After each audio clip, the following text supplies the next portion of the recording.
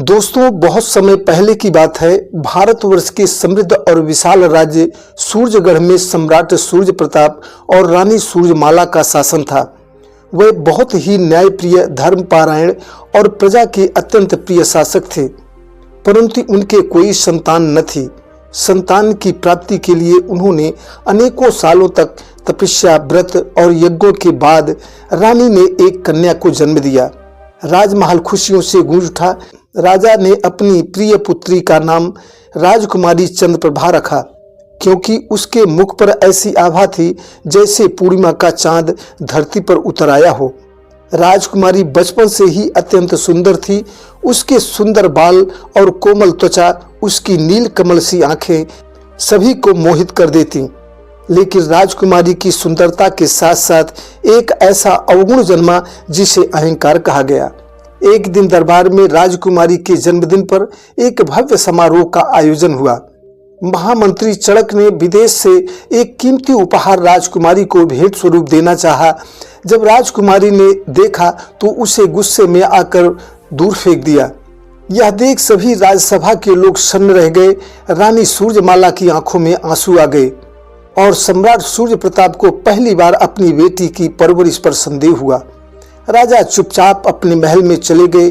अब तो राजा को इस बात की फिक्र हो गई कि आखिर राजकुमारी के ऐसे रूखे व्यवहार के चलते पूरे राज्य में चर्चा होती है कि महाराज कितने नेक दिल इंसान हैं, जो अपनी प्रजा को संतान की तरह प्यार करते हैं, लेकिन वहीं लाडली बेटी सभी के साथ दुश्मनों जैसा व्यवहार करती है। जरा जरा सी बातों पर सजा का हुक्म सुनाकर जेल में डलवा देती है। जिस नेक दिल राजा की चर्चा पूरे विश्व में होती थी, उसी की बेटी के रूखे व्यवहार ने सबको परेशान कर रखा था। राजा ने अपने महल में बेटी चंद्रप्रभा व रानी सूर्यमाला को बुलाकर बहुत बार समझाते कि बेटी, तुम लोगों के साथ इस तरह का व्यवहार क्यों करती हो? सभी के साथ प्यार से पेश आओ। तुम महल की राजकुमारी हो, तुम्हारे हृदय में सभी के प्रति दया भाव होना चाहिए। लेकिन राजकुमारी थी कि कुछ भी सुनने को तैयार नहीं थी। उन्हें ये एहसास हुआ कि ये सब हमारे लाड प्यार का ही नतीजा है। राजा एक दिन रात के अंधेरे में महामंत्री को अपने महल में बुलाया और अपनी चिंता जताई। मंत्री जी, क्या इसका कोई उपाय है कि चंद्रप्रभा को उसके वास्तविक जीवन का अर्थ समझाया जा सके? मंत्री चड़क ने कहा, महाराज, राजकुमारी को उसे जीवन का वास्तविक अर्थ केवल कठिनाइयों और सेवा से ही समझाया जा सकता है।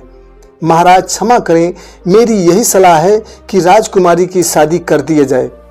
महाराज सूर्य प्रताप ने कहा, मंत्री, भला ऐसी बदतमीज लड़की से कौन शादी करेगा? महाराज, उसका विवाह किसी ऐसे युवक से होना चाहिए जो स्वभाव का सरल हो, विनम्र हो और जिसमें धैर्य का समुंदर हो। राजा ने कहा, मंत्री जी, भला ऐसा कौन हो सकता है? जब हम न समझा सके तो और कोई क्या समझाएगा? कोई ऐसी वाला मोल क्यों लेगा? महाराज, आप बिल्कुल ठीक कहते हैं। चारों तरफ तो राजकुमारी के व्यवहार से सभी अच्छी तरह परिचित हैं। राजकुमारी से शादी के लिए कौन तैयार होगा? महामंत्री ने कहा, महाराज क्षमा करें, मेरी यही सलाह है कि अपने राज्य में एक गरीब लकड़हारा है, लेकिन बहुत ही नेक दिल इंसान है, देखने में भी बहुत खूबसूरत है। महाराज, उसका नाम अर्जुन है। अर्जुन न तो किसी कुलीन वंश से है, ना ही उसके पास धन है, लेकिन वह सत्य, सेवा व संयम का प्रतीक है। काफी सोच विचार के बाद राजा ने कहा, ठीक है, तुम अर्जुन से बात करके चंद्रप्रभा की शादी करवा दो। जब यह बात राजमहल में राजकुमारी को पता लगी तो उसने पूरा महल में हड़कंप मचा दिया। मैं एक लकड़हारे से विवाह करूंगी? राजकुमारी अपनी रानी मां से चिल्लाकर कहने लगी, यह मेरा अपमान है। लेकिन सम्राट अपने फैसले पर अडिग रहे। अंततः एक शादी समारोह में विवाह संपन्न करा दिया गया। ना कोई बाजा, ना कोई घोड़ा, ना कोई हाथी, ना कोई शोभा यात्रा, बस विवाह मंडप में अर्जुन की सादगी और चंद्रप्रभा की आंखों में आंसू थे। विवाह संपन्न हुआ। राजा ने एक बग्घी में दोनों को बिठाकर विदा कर अपने महल से बाहर कर दिया। बग्घी जब अर्जुन की झोपड़ी के सामने रुकी, चंद्रप्रभा को लगा जैसे कोई स्वप्न टूट गया हो। सामने सिर्फ कच्चा घर, फूस की छत, चारों ओर सन्नाटा। चंद्रप्रभा सोचने लगी, यह क्या है? अर्जुन ने मुस्कुराते हुए कहा, राजकुमारी, यही तुम्हारा नया महल है। राजकुमारी, यहाँ तुम्हें प्रेम मिलेगा, सम्मान मिलेगा, लेकिन अहंकार नहीं। इतना कह चंद्रप्रभा देखती है कि घर में बहुत सीमित जरूरत भर का सामान है। 2-4 बर्तन हैं, ज्यादा कुछ नहीं। कोने में 2 छोटी छोटी चारपाई रखी हैं। महलों के जैसा न तो कोई सौंदर्य संसाधन, ना ही कोई प्रसाधन, कुछ भी नहीं है। पहले तो कुछ दिन चंद्रप्रभा ने कुछ नहीं खाया, खूब रोई चिल्लाई, लेकिन अर्जुन ने कभी उसे कुछ नहीं कहा, न कोई डांट फटकार लगाई। अर्जुन खाना बनाता, पहले राजकुमारी को बड़े प्रेम से खिला देता, तभी खुद खाता। फिर कुल्हाड़ी उठाता और जंगल से लकड़ी काट कर लाता और रास्ते में किसी बीमार कमजोर को देखता तो उसकी मदद करता। फिर शाम को लौटकर राजकुमारी चंद्रप्रभा के लिए कुछ खाना पकाता। इसी तरह जीवन चलता रहा। कुछ दिन बीत गए। घर का सारा काम अर्जुन खुद ही करता, लेकिन उसने कभी राजकुमारी से गुस्से में कोई बात नहीं की। राजकुमारी से अत्यंत प्यार करता। धीरे धीरे राजकुमारी भी लकड़हारे को देखकर उसकी शालीनता, उसके व्यवहार से खुद को कोसने लगी।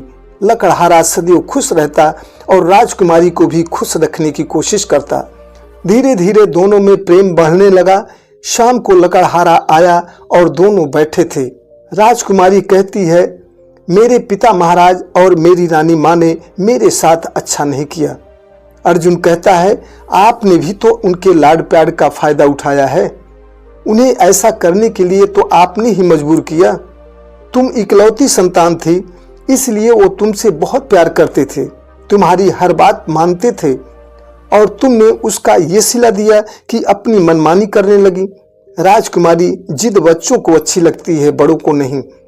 जैसे बड़ी लड़कियां जिद करती हैं, कितनी खराब लगती हैं। मेरा बस चले तो ऐसी लड़कियों को मारने वाले बैल के सामने उन्हें डाल दिया जाए। ये सुनकर राजकुमारी रोने लगी। बोली, तुम मेरी बेइज्जती कर रहे हो। लकड़हारे ने कहा, अब तुम मेरी पत्नी हो। तुम्हारी गलत बातों का एहसास इसलिए करा रहा हूं ताकि हमारी जिंदगी हंसी खुशी बीते।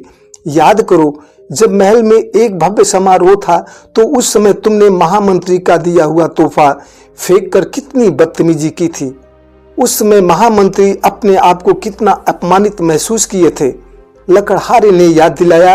राजकुमारी चौंक गई। ये बात तुम्हें कैसे पता है? राजकुमारी, ये बात हमारे राज्य की है। ये बात तो बच्चे बच्चे को पता है। एक दिन हमारे गांव में 2 औरतों के बीच लड़ाई हो गई तो एक ने बद्दुआ दिया कि ईश्वर करे तेरी बच्ची राजकुमारी के जैसे बदतमीज हो जाए। ये बातें सुनकर राजकुमारी का चेहरा शर्म से झुक गया। लकड़हारे की बात सुनकर राजकुमारी को एहसास होने लगा कि उसने माँ बाप के साथ अच्छा नहीं किया, उनके लाड प्यार का गलत फायदा उठाया। ये सोचकर चंद्रप्रभा की आंखों से आंसू बहने लगे। वो हिचकियां भर भर कर रोने लगी। लकड़हारे ने राजकुमारी को प्यार से गले लगा लिया। बोला, अब हम 1 से 2 हो गए हैं। सुबह हमें जल्दी उठना है। हमें और ज्यादा लकड़ियां काटना है ताकि हमारा खर्चा चल सके। आप तो राजा की बेटी हो, आपने खुलकर पैसे खर्च किए होंगे, और हमारे घर में मुर्गियां बहुत हैं, इनके अंडे संभाल कर रखना। गांव वाले खरीदने आए तो इनको बेच देना। यह कहकर लकड़हारा चला गया। दूसरे दिन सुबह लकड़हारा उठा तो देखा कि राजकुमारी ने अंडे और पराठे बना लिए थे। देखकर आश्चर्यचकित हो गया। बोला, राजकुमारी, नाश्ता आपने बनाया है? नहीं, मैंने एक बच्चे को बाजार भेजकर मंगवाया था। शाम को जब लकड़हारा आया तो देखता है कि राजकुमारी कमर में दुपट्टा बांधे कमरे में झाड़ू लगा रही हैं। लकड़हारा अर्जुन राजकुमारी के ये बदलाव देख हैरान हो गया। देखो राजकुमारी, तुम्हारे लिए मैं क्या लाया हूँ। राजकुमारी जल्दी से उसके पास गई।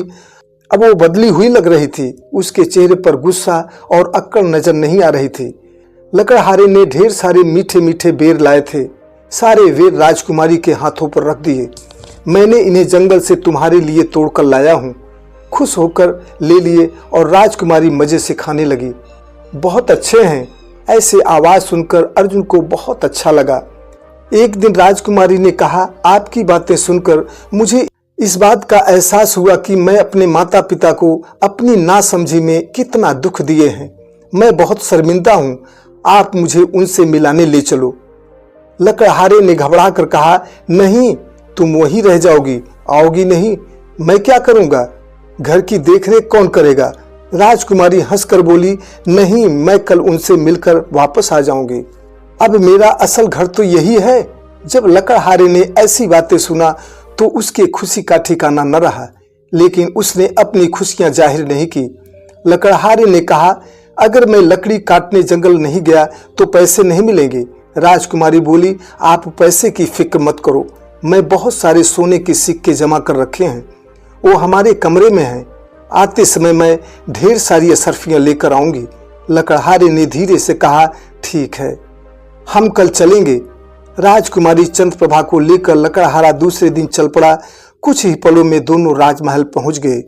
राजा सूर्य प्रताप ने चंद्रप्रभा को आया सुन अपनी पुत्री को देखने दौड़े चले आए, तो उन्हें यकीन नहीं हुआ कि यह वही चंद्रप्रभा है। राजा सूर्य प्रताप ने चंद्रप्रभा को आया सुन अपनी पुत्री को देखने आए। उन्हें यकीन नहीं हो रहा था कि क्या यह वही चंद्रप्रभा है जो कभी उपहार फेंकने से नहीं चूकती थी। चंद्रप्रभा पूरी तरह बदल चुकी थी। महाराज की आंखों में संतोष के आंसू थे। उन्हें इस बात की बहुत बड़ी खुशी थी कि हमारी बेटी अब बहुत बदल चुकी है और खुश है। प्रिय दर्शकों, इस कहानी से हमें यह सीखने को मिलता है, सच्चा वैभव धन या महल में नहीं होता, बल्कि सेवा, प्रेम और विनम्रता में होता है। राजसी जीवन का मतलब पद नहीं, बल्कि आचरण होता है, और घमंड का अंत हमेशा विनम्रता से ही होता है। दोस्तों, कहानी अच्छी लगी हो तो प्लीज़ चैनल को सब्सक्राइब करके लाइक शेयर कर देना। अगली वीडियो में फिर मिलेंगे, तब तक के लिए धन्यवाद। जय हिंद।